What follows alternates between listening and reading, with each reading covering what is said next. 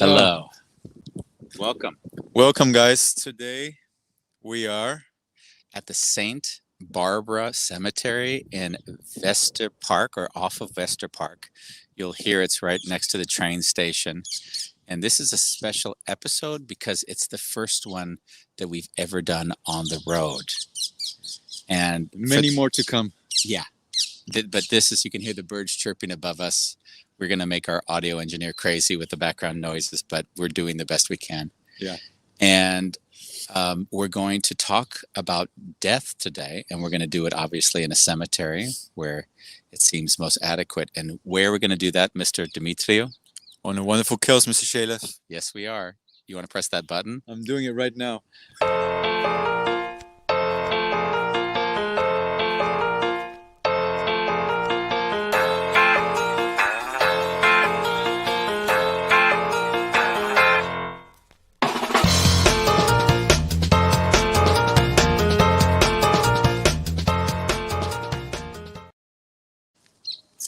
We're back. Yeah, there was Bambos and I walked this same cemetery, I guess, about 3 weeks ago. Yeah, we actually took a walk and we were discussing the podcast that we had on me. Yeah. The day before, right? And for me, this show was kind of exciting for me in a way. Uh-huh. I actually come to this cemetery and I meditate here once every 6 weeks. And like some people get it and others don't. And just to give some context, I'll come here if I'm really in my head and I can't connect to gratitude. And being here, it puts me into that space. Yeah. I mean, I go to cemeteries around the world. In fact, you'll notice in my photography, there's like 7 categories of photographs, and one of them is cemeteries. Yeah. And it's someplace that Ronnie and I have always gotten. It's sort of like a connected space. There's just always something that's touched us being here. And I think in our relationship, there's a gratitude knowing that the other one isn't always going to be there. And I think we live between that sadness and the joy of having this moment. And that's something we've welcomed into our lives. And there's a sadness and a gratitude. I just realized that now as we say it. Because when we're here, you'd almost think it's crazy. But in some weird way, it reaffirms that we have this moment and let's be grateful for it. There's a train passing. Yeah. And I think it's nice to look at some of the tombstones as we walk, things that really touch me. So we walked by this one a few weeks ago. And when I saw this one, it really touched me because, of course, I just saw the Disney font, right? I didn't even think you could use. I kind of joked around, do they have to pay licensing or fees for it? But in a way, when I walk to a tombstone, I don't know how it is for you, but I often go into the fact that this was an individual just like me who now is no longer with us in this space. Yeah. Do you have that? Or how is it for you when you walk by the headstones and you kind of observe and take it in? So in general, I tune into how this person's life has impacted my life. And what that means, somewhere in our ancestral line, we potentially cross paths. And then to what degree did that encounter impact me being here and somehow feeling gratitude for my life? Yeah. I mean, by the way, when you say that, it touches me because in some ways what you're saying is you look with gratitude. I've never really looked with gratitude, but when you say it, I can feel it in myself. Yeah. Yeah. Everyone that's come before us has put something in the world that's supported us in wherever we are in the world, right? Yeah. Yeah. And I mean, I know quite a few people messaged me about the show today because some of the people in my network have experienced the death recently. And of course, there's a journey on how to process that loss. And I want to just quickly show this one. Yeah. What I've come to realize is we sometimes start to mourn while the person is still alive. And I think I learned this from you, Andy, when one of our mutual friends' father was dying, that celebrate now. Yeah. And then you can mourn after when they're gone. When they're gone. Yeah. Yeah, that was quite a touching thing. We were one of the last shows he ever watched before he died, which was really incredibly emotional when I heard that. Yeah. I have, in the book, right, The Last Letter, you probably remember, as I know you've read it on several occasions, but 15 times. 15 times. If you guys haven't read the Wounded Healer, The Last Letter. And The Last Letter, Thank you for plugging it over and over again. But my family's always wondering, like, because how could Andy's book be that special to anyone? But when I was a kid, I think maybe 13 years old, I used to wake up at sometimes 2 or 3 in the morning, and my heart would race. And I mean, like pound from 0 to 130 beats.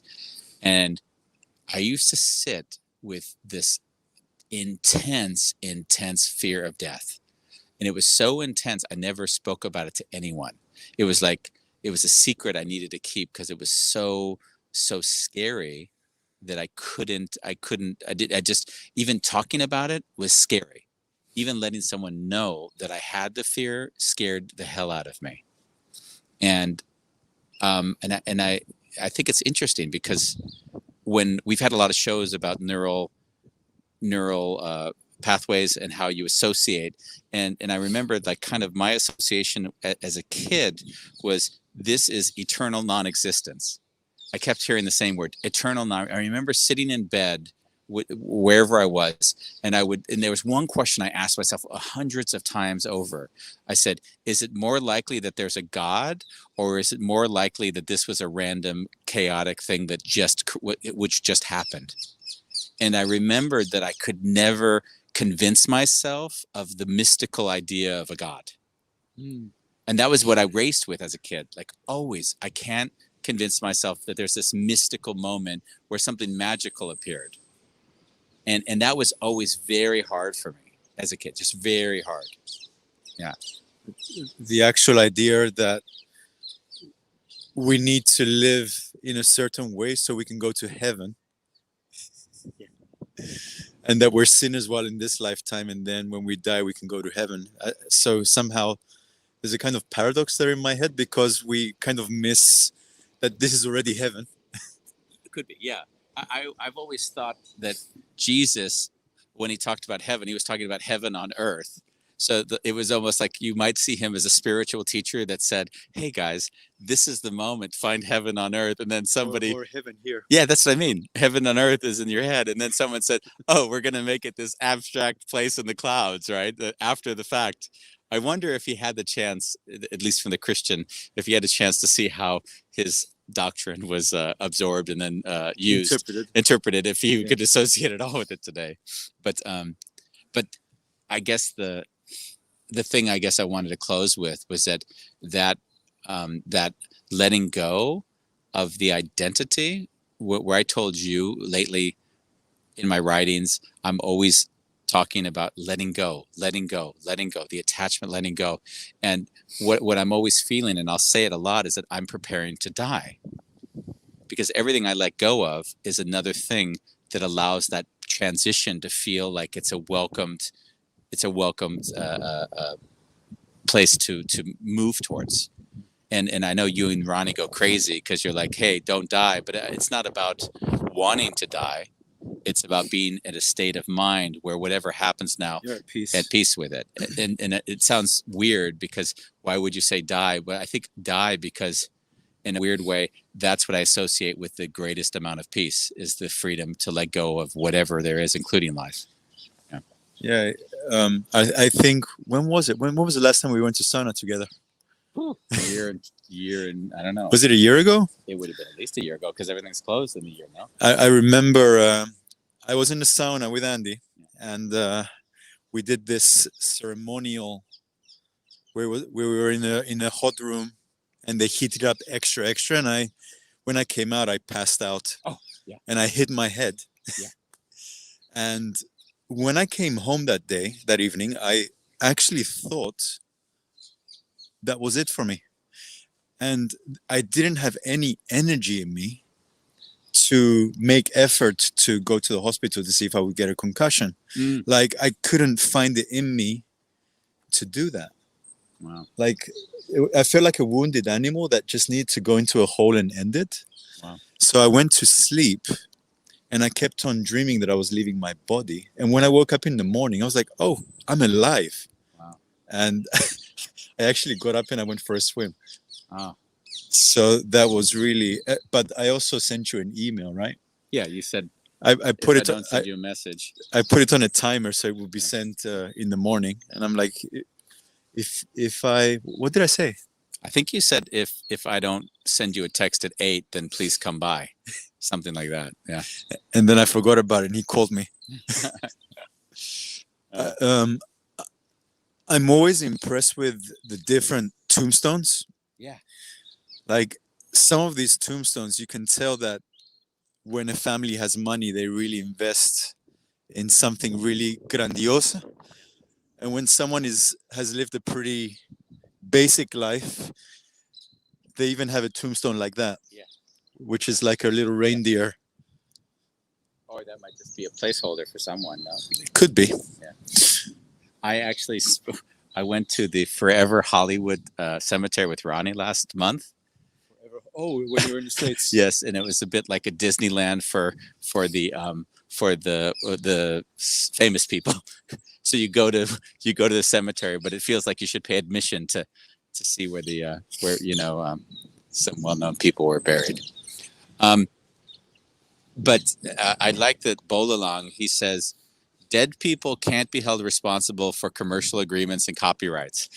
So the Disney fonts can be used on a tombstone. Oh, very funny, Bolalang. He also has a longer message here. Oh, he's written a few, actually. We'll see. The ghost can't be held, of course, he said that again. The living knows that they will die. The dead know nothing. So the consciousness of our mortality is a sign that we are alive. Those who are not conscious of their imminent death are dead already. Wow. Yeah.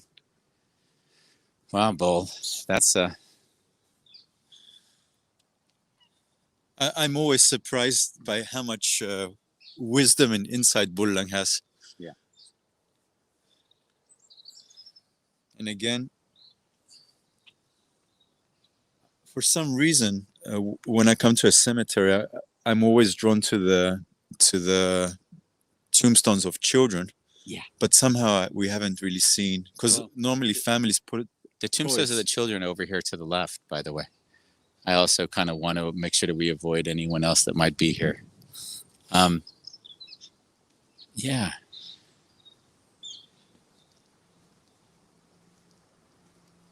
You know, it was interesting when I did the tour in the U.S. with the Last Letter book. There was a weird moment because, of course, I said, write a letter to someone as if this will be the last letter that you'd send them. And in doing that, that immediately evoked an urgency because at that moment of imagining they might not be there, you're now confronted with the idea that everything I write is the last thing they'll hear from me. And when I asked that of people, it was really one of the hardest things for me to do because I wasn't asking unconscious that I'm actually inviting a level of vulnerability that wasn't easy. And I believe that, you know, I told you that I cried 60 different sessions because in a way it was hard to allow myself to feel that level of vulnerability. Because I think the thing with death, unlike any other thing, is that you can't control. And I think that's the hardest part is you can't control. There's always a kind of quietness here.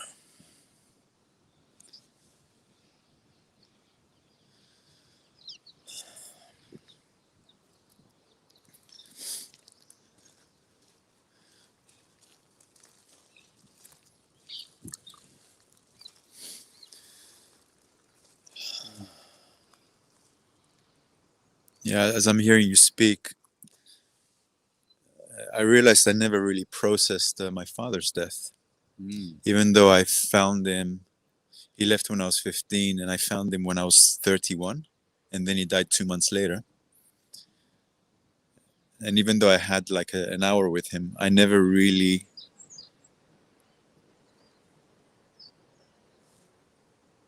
connected with his death. Like it feels very far away, and I guess with this podcast, I couldn't help but think about him today. It just feels very open, and when I visit Cyprus, it feels like that would be a thing I would want to do. Have you ever visited his tombstone?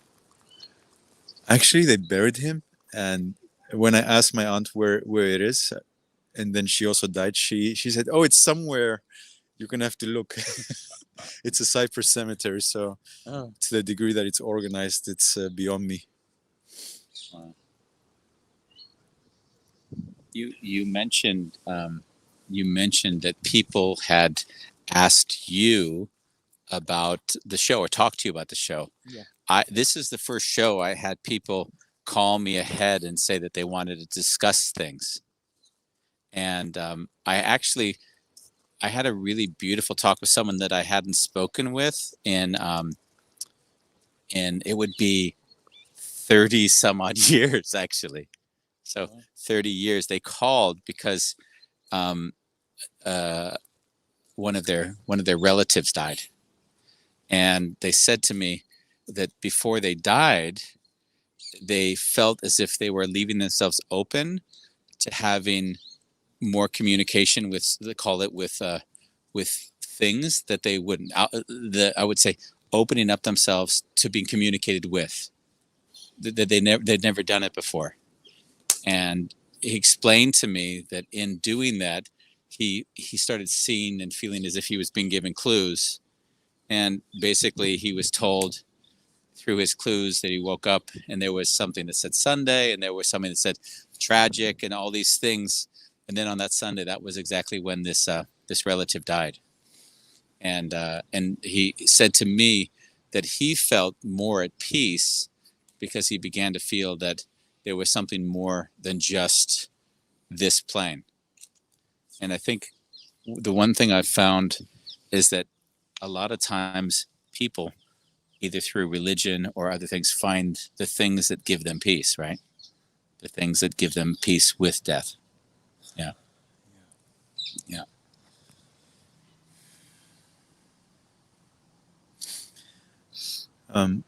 This is also an experiment for us, right? To be outside, and I'm noticing it's quite difficult to, at least for me, to multitask and be grounded and be present. And so I also put the phone down just to tune in a little bit.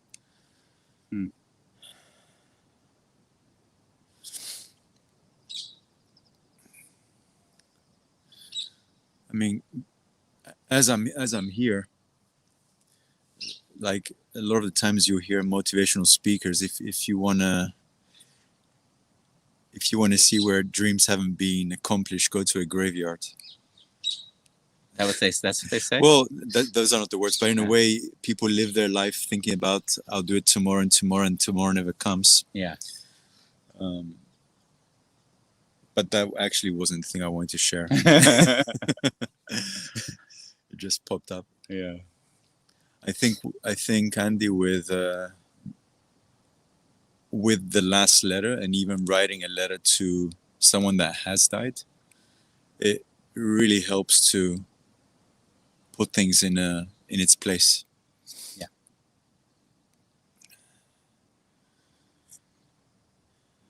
And just being here with you right now, yeah, it does I can tune into a sense of urgency to make sure that the people around me know that I love them.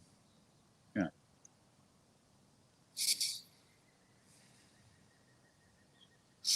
Mm. Yeah, I think I told you, and I've said it always, is that when I leave someone and say goodbye, I always leave with that feeling that this will be the last time I say goodbye. And I really cherish it because, in a way, it's like the deepest form of love I can muster. It's not a goodbye and hey, we'll see you next time, but like, wow, assuming that this may be that very last time, then I feel why I appreciate that person so much. I mean, that time, the last time I said goodbye to my dad, I see exactly the scene. Like, I live it in my head. I see waiting for him, as he went through the metal detector and he walked away, and he just walked to get on his plane. And I remember I was crying, and and I even think I told Ronnie, I feel like this might be the last time I ever see him. And so I remember just sitting there taking in that last walk, just watching him walk away and just feeling like that could be it. And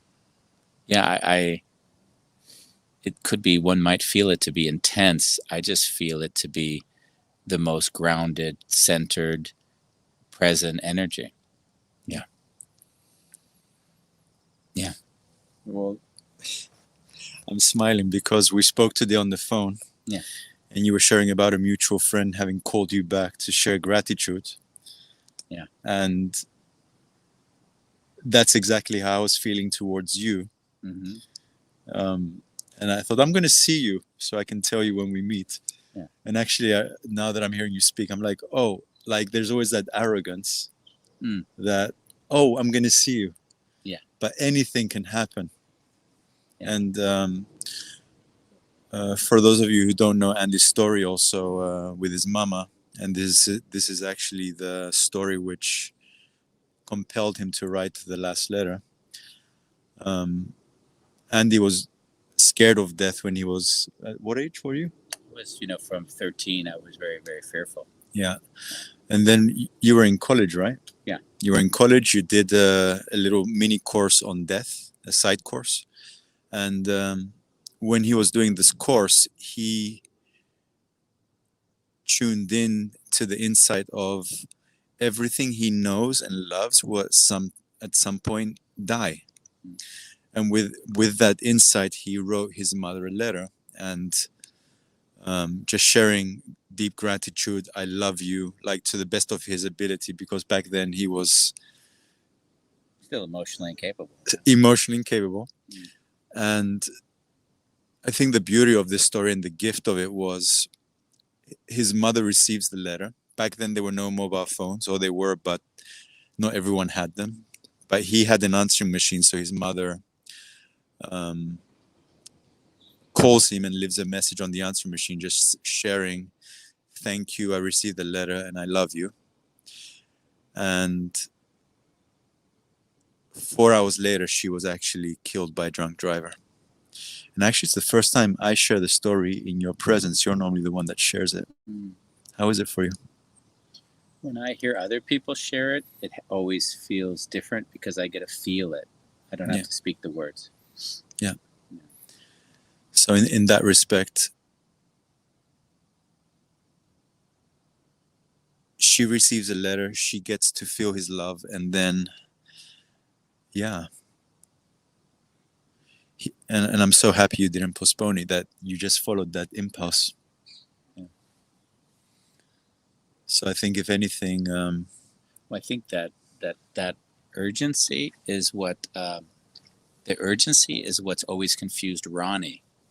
Because it's interesting, Ronnie, by the way. Is his wife. I've got to stand up because my legs are going to go. The urgency has been like when Case, my mentor, he had cancer and he was told that he was going to live for 5 years. And Ronnie, she will say, if someone says you're going to live for 5 years, she says, okay, fine, we got 5 years. So she's looking like she's estimating forward. Yeah. And then I told her I worked with him for 10 years. We weren't particularly good friends even, although I loved him, I didn't like him. And I said, I'm going to spend. Can you explain that, because I don't think a lot of people understand that. Oh, interesting. So we shared values. And I believe when you share values, you don't need to like a person, but you can share values. You can actually have something bigger than like. Like can go backwards and forwards, but if you share values with someone, that's like a strong foundation. So basically, when he was diagnosed with cancer and told he had 5 years to live, I told Ronnie, I am taking him on a trip and we're going to drive across America. So, or at least halfway across America. And I looked at her and she was so angry at me. She says, why can't I go? And then I looked at her a bit confused because I was like, she doesn't understand the purpose of this trip. Oh, wow. And I said, baby, this isn't a trip. This isn't a vacation. This is a time for me to spend with Case to say goodbye. And she said, he's got 5 years. And I looked at her like with these crazy eyes, like, baby, I don't know where you're planning the 5 years at, but I'm planning it as if he's going to die, tomorrow. Basically the same thing. I'm always in my mind. So we took that trip, went to Colorado. We had, in all the time together, it was the most beautiful time we had. And I think it was maybe 3 weeks together. He comes home to Amsterdam.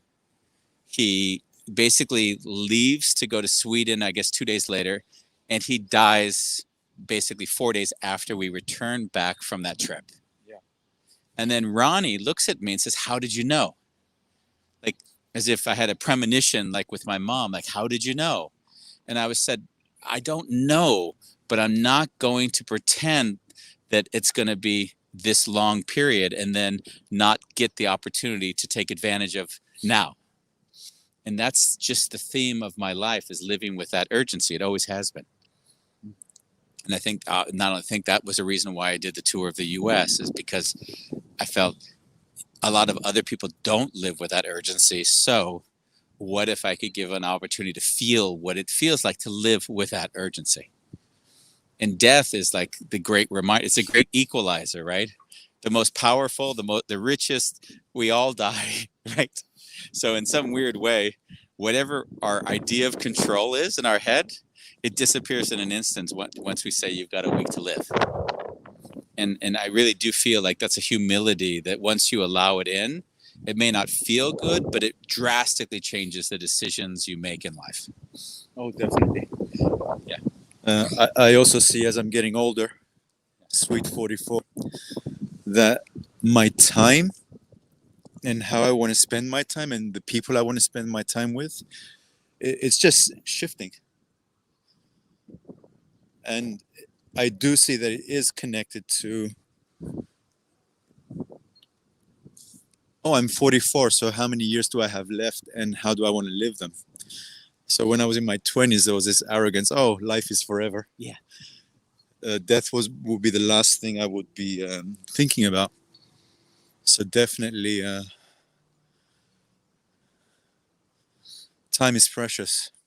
I've got a question for you, because it's I don't know. I've had my near death experience, right? I don't know if you know about, did we talk about that once or no?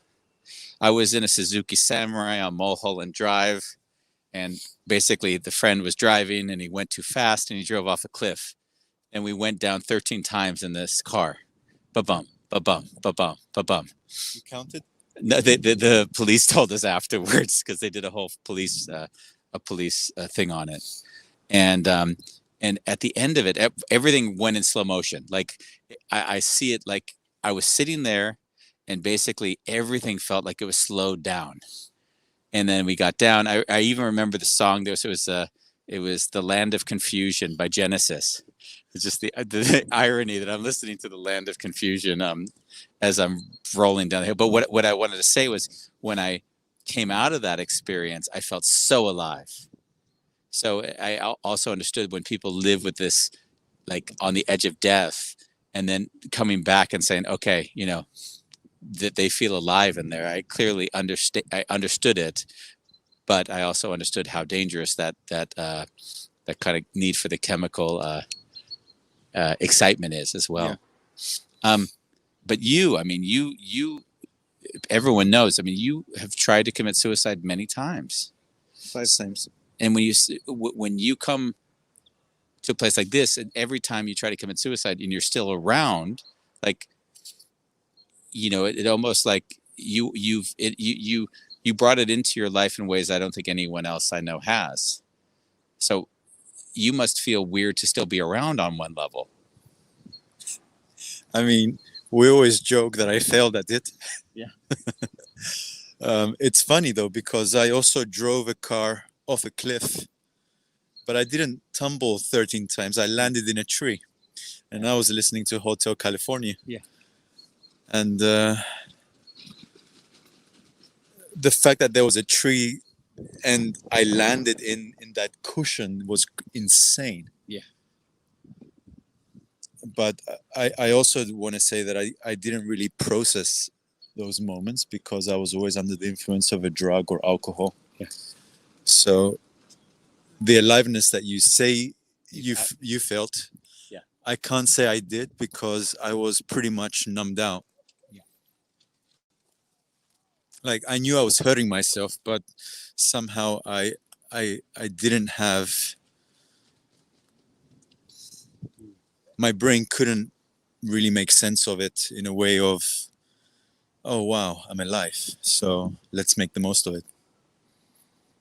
We by the way, this is the section we walked through this last time we were here, and this was always emotionally hard section to go through, because when we're in the children's section of the cemetery, and you kind of look at these children that had such short lives, and whenever I'm spending time in these places, I always feel to myself how many years I got. I had 2 friends of mine die from high school not soon after graduating, and we spent a lot of time together because they were good friends, and it was always hard for me because we would be in groups of 3, and I thought to myself, 3 of us, if someone said, hey, 2 of you aren't going to be here in a year, it always was hard for me, realizing that actually I always felt like I was lucky and that I got to spend some more years to do things.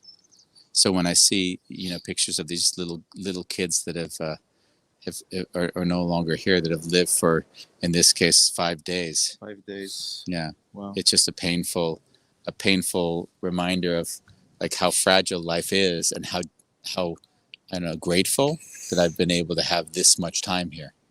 So in a way, when I say as well, like I'm at peace with my life, it also feels like I'm grateful that I had this much time here, because I see so many people who haven't had this much time here.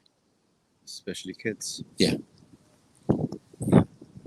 Ron Vargas, who was on our show, has also said hello to us. Hello, Ron.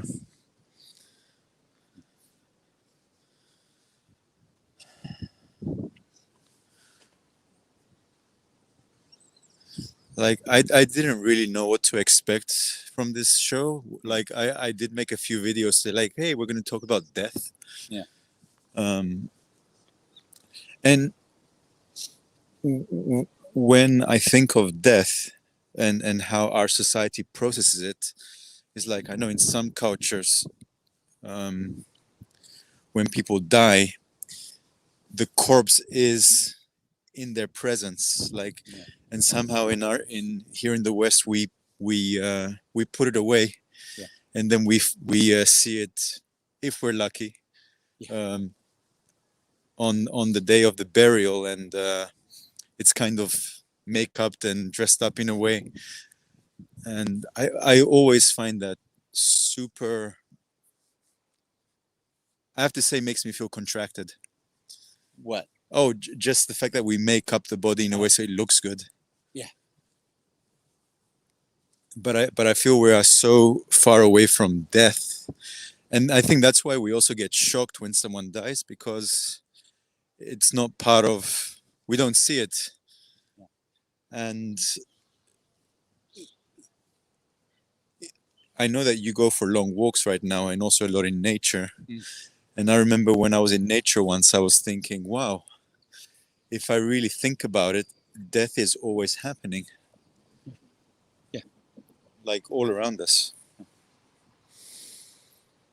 Yeah, but the humor or the absurdity is that we like to think of ourselves as special and important as humans. So although the death is happening all around us, it's the death of a dog, for instance, that's close to us, but not necessarily the cow that we eat or the chicken or the yeah. Or the decayed branches and leaves. Yeah, yeah, yeah. So it's seeing nature in a whole nother level. Yeah. Yeah. What was there was something that came up for me while you were speaking. When it came to my challenges with making peace with death, I remember as like the 13, 14, 15-year-old, I didn't want to be cremated. And I didn't want to be cremated because there was too much permanence in it. They didn't want to be cremated because there was too much permanence. Yeah. Like it was always the feeling like, what if in the future they find some way to take DNA and they can find a way to bring back all these people that were gone? And it was like my mind would struggle to find any way that I could possibly come back to life, right? That was how strong the ego was holding on to life, is that it didn't want to be cremated because in cremation, it was like there was such a finality to it that was so hard to be at peace with. Andy, how do you want to die? Do you want me to scatter you somewhere? You know what? I've actually talked to Ronnie about it, and I've said something very simple, and I said it every single time. I don't care. I said, by the time I'm gone, then everyone has to heal the way they heal. So whatever is for you most meaningful, I want you to do that. Right? Well, I'm just going to be listening to, like, over the years, I have so many recordings of us that I'll just be listening to your voice. Maybe then I'll write a book. Yes. You can flush me down the toilet and that will be okay. I will not hold a grudge against that if you just say, hey, let's just flush him with the number 2 button on the toilet seat. Like, I can just imagine, wow, I never realized until he died what an asshole he was. Yeah. Exactly. Everyone will say, yeah, look at how abusive he was to Bambos all those years. Finally, he's figured it out. Oh, funny. Yeah. Mm.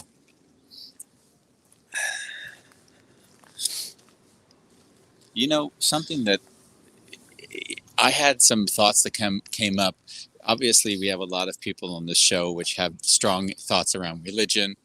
Some people are active practicers, some are active atheists, right? Either way. Some just don't have any attachment at all. Yeah. And what I found very interesting is that as I saw the shows that we've been doing, I mentioned it earlier on our walk, that in a way, when we have a religion, it allows us to make peace with death.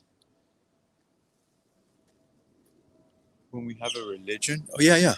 So if you look at religion, right, the things we cannot answer, we can gain some peace if we're practicing a religion.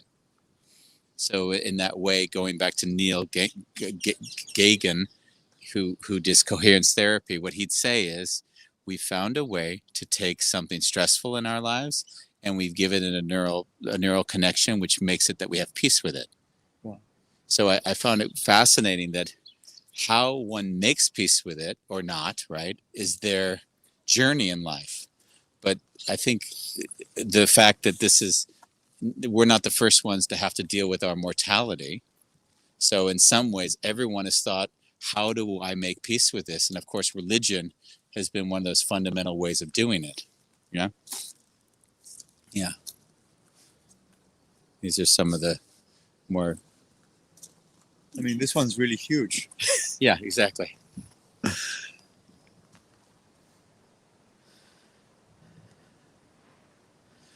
I have no words. Like as I'm looking at this tombstone, I it's a little bit like you said, when you die, you don't really care what happens. It's like my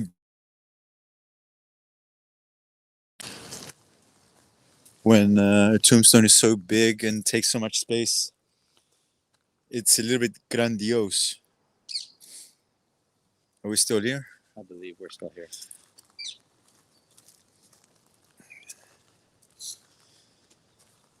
Bolalong shares something with us. Bolalong says, I am at peace with death because I am not in a religion.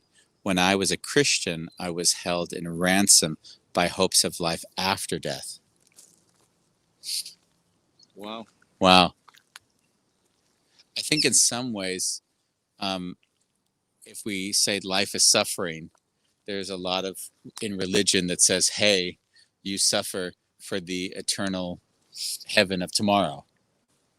So suffering is over when you die, which all of a sudden, if we say, hey, we're no longer here consciously capable of processing it, then we don't even know. It just, we're just not conscious anymore.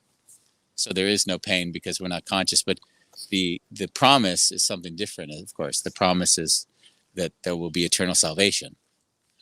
But I mean, I would take that outside of religion. I mean, the way we live in society, and I can definitely identify with that at some parts of my life. Like we always live for tomorrow. Yeah. Tomorrow I'll do this and I'll be happy. Or so it can be taken out of the context of religion and just how our brain works. Possibly the most important question that has been asked today is from Bolalong to you, Bambos. And he says, Bambos, do you like it big? Absolutely. Bolalong, just like you, to make light of everything. Actually, I don't know. You said you travel to a lot of cemeteries. Are there cemeteries? Because Ronnie and I have our favorites, like the places, the cemeteries that we've actually enjoyed most.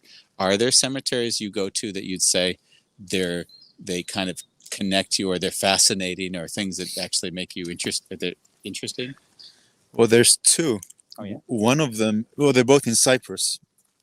One of them is in the dead zone, which is like a no man's area between the Turkish and the Greeks. Mm-hmm. And it's funny because this cemetery is like a ghost little piece of land with dead corpses, and people are not allowed to go there. Okay. So it's just there, you can see it, but if you have loved ones at the cemetery, you cannot go and pay your respects. And it always made me feel really empty when I would look at it, very sad. Because no one can go to pay their respects. Yeah, and you could see the trees growing out of the tombstones. So it was like from the moment the war ended, yeah, that's how it was left. Wow. Like a ghost town.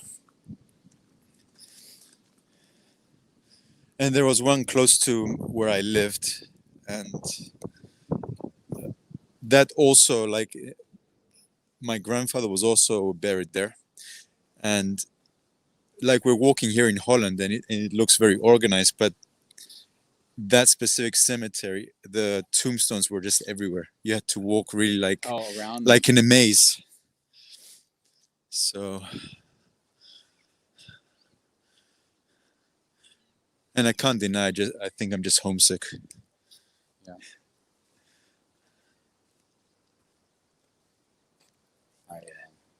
I put on.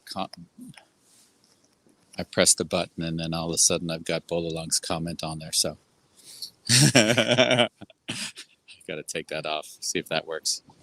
Shall I do it? You can try. I don't know what it did. Thank you. You know, the some of the areas that I've appreciated most, or the cemeteries, are actually in Austria. there was sort of a decorative ironworks and things that made the tombstones very eclectic. So you kind of feel like you're experiencing um, sort of a traditional beauty. So the ironworks would come up and they would spiral and create special feelings on top of the tombstones. Yeah.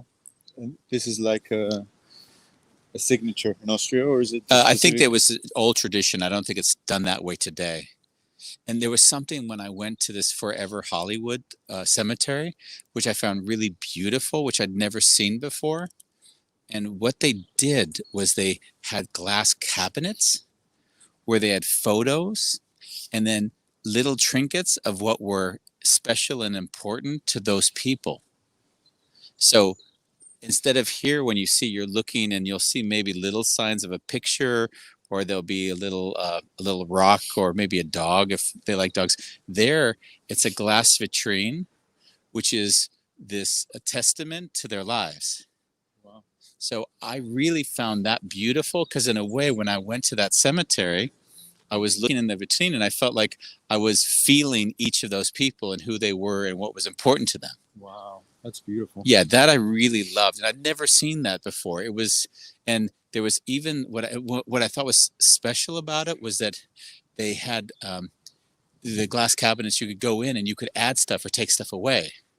So when a baseball team, I know one of the people there was a baseball fan. Yeah. So when their baseball team won the World Series, they put in a World Series hat, sort of as a commemorative, like they won, like almost like sharing with their loved one that happened. So that was something I really, really cherished, because I think the celebration of the life is exactly the thing that I'm always inviting.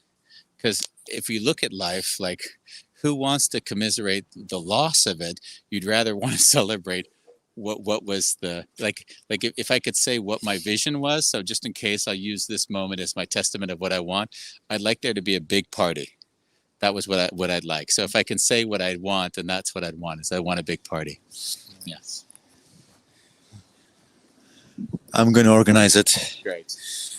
My dear friend Neil Vanderland. Neil is one of the biggest hearts I know. Oh, beautiful. Like, we're talking, if you're interacting with him, he's the kind of person that just takes you fully into account and sees you.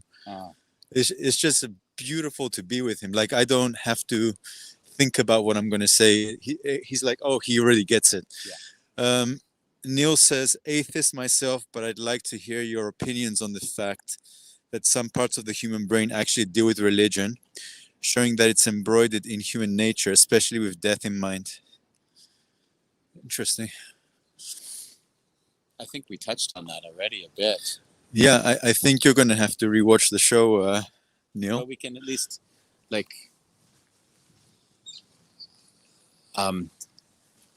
what I've noticed in myself is when I was a kid and I was so fearful of death, I was struggling to find one thing I could believe in that would give me hope. Yeah. And everything I wanted and tried to believe in, I had to convince myself of it, and I got more fearful and scared. So the one thing that I couldn't do as a child was surrender. And there was another thing that actually helped me, was that when someone says, do you believe, you know how whenever they ask me a question, do you believe?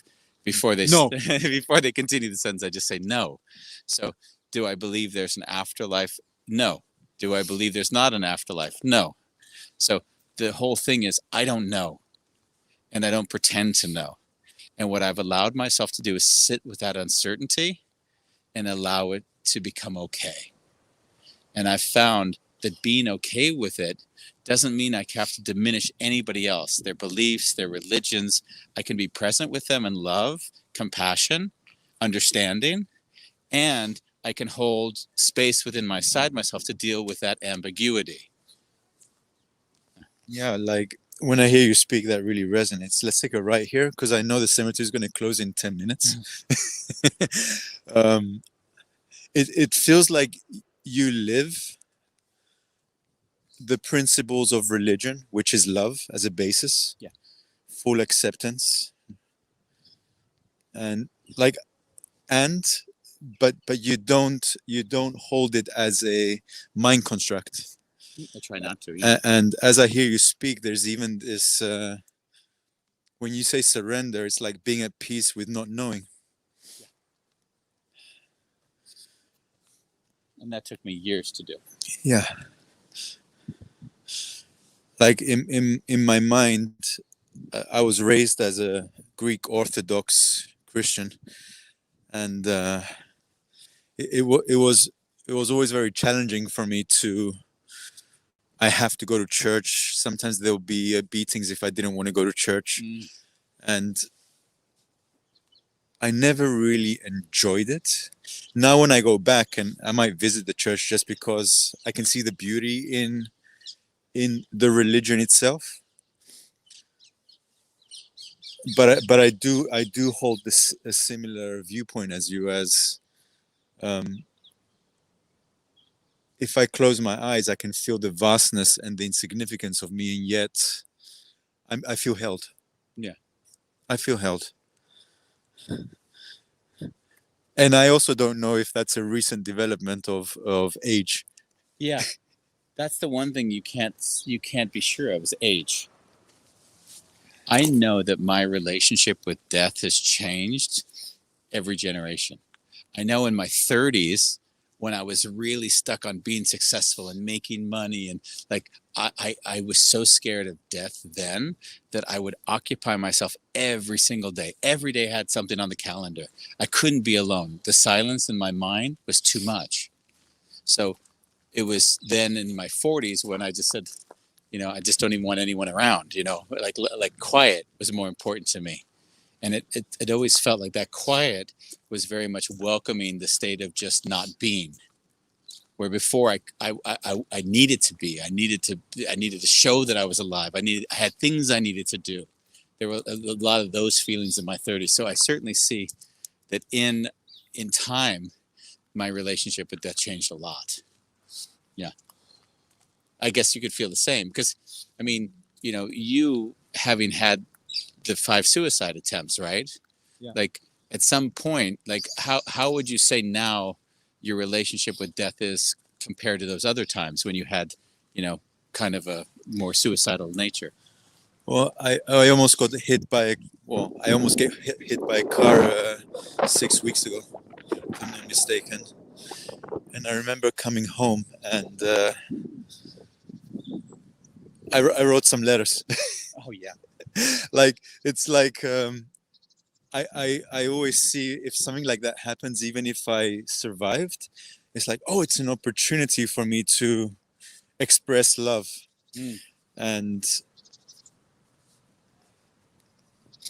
I think my relationship with death, people that are in my network on Facebook or I'm in contact with, I will always send a message if I think about them, just saying, hey, I thought about you today and I just want to say I love you. And today I had such an interaction, and then my friend sent me like 9 voice messages expressing gratitude and saying, oh, I really miss you and I also love you. And so death reminds me to live fully and express and not wait. Yeah.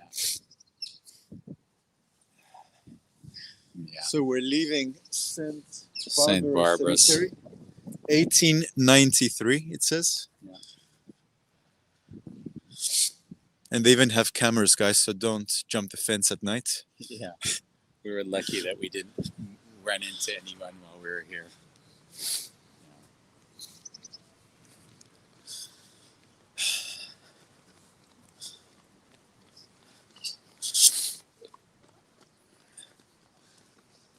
Yeah, as we're walking, there's definitely a stillness, like death or being in a graveyard and surrounded by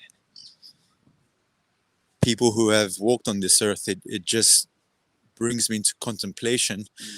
And I'll say it again, I haven't really enjoyed walking and doing the show because I'm really bad at multitasking. Yeah. So I need to be present. I need to feel. So I'm pretty sure when I go home and I sit in my solitude, that things will arise in me. Yeah. How is it for you? Um, I noticed that doing this show feels a little bit forced because we're holding the camera, which we don't normally do. We've got a microphone that we have to force to one another's mouth. So there is some degree of that. I believe if we were at the studio just doing our normal thing, that it would be a little bit more like casual, more spontaneous, like we always act. I also felt like the fact that I'm in a cemetery means I'm not going to scream out and yell and make fun because I don't know who's there actually, connecting to a loved one or something. So there were aspects of it, but what I did like in it was that it was the first time when we let our environment influence us. So, and I didn't know what that was going to be like. Like I didn't know how will it be when we walk past the tombstone and experience what it's doing to us as we're in the world.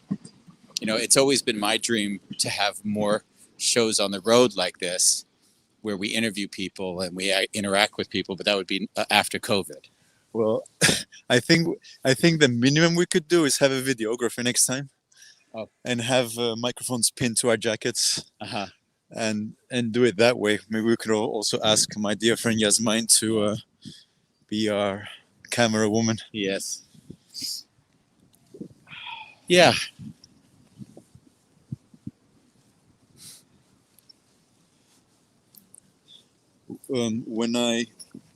So Andy, how many months have you been walking now? A bit less than a month. So Andy's been walking every day for how many hours? 2 to 4 hours a day. And somehow going on this walk right now today with you, it feels a bit like every day you're connecting to this, even though you're not walking in a cemetery. There's this contemplation and being. Yep.